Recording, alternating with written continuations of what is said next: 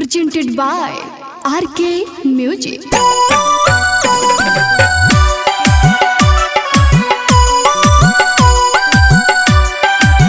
Music by DJ Vikas Vidya.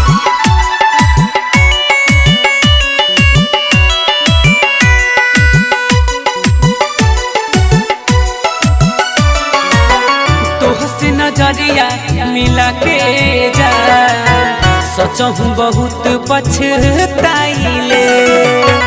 तोहसे नजरिया मिला के जा सोचहूँ बहुत पछताइले। रही अकेले में लागे न मनवा, रही अकेले में लागे न मनवा, याद में लोरावा बहाइले। तोहसे नजरिया मिला के जा सोचहूँ बहुत पछताइले। तोहसे नजरिया मिला के जा सोचहूँ बहुत पछताइले। Music by DJ Vikas Vidya.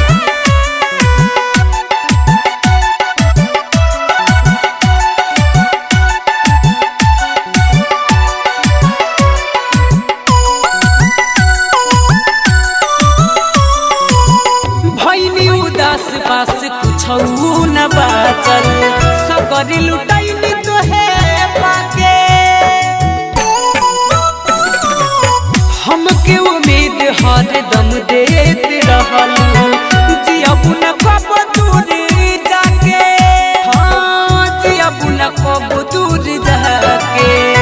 हरे कठिन भइल जिंदगिया हमार, दुख से दिनवा बिताइले। तोहसे नजरिया मिला के जा सोचहूँ बहुत पछताइले। Music by DJ Vikas Vidya.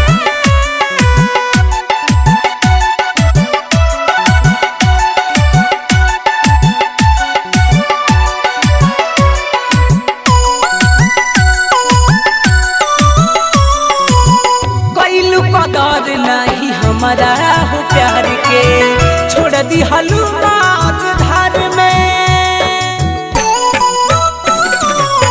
सोचल न विकास बेदर्द कैसे रही, तन्हा अकेला जवार में।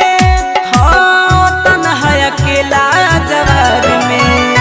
हरे दिल से कैलू खेलवाड़, सपनों में तोहके न पाइले। तोहसे नजरिया मिला के जा सोचहूँ बहुत पछताइले। RK Recording Studio, Gopalganj.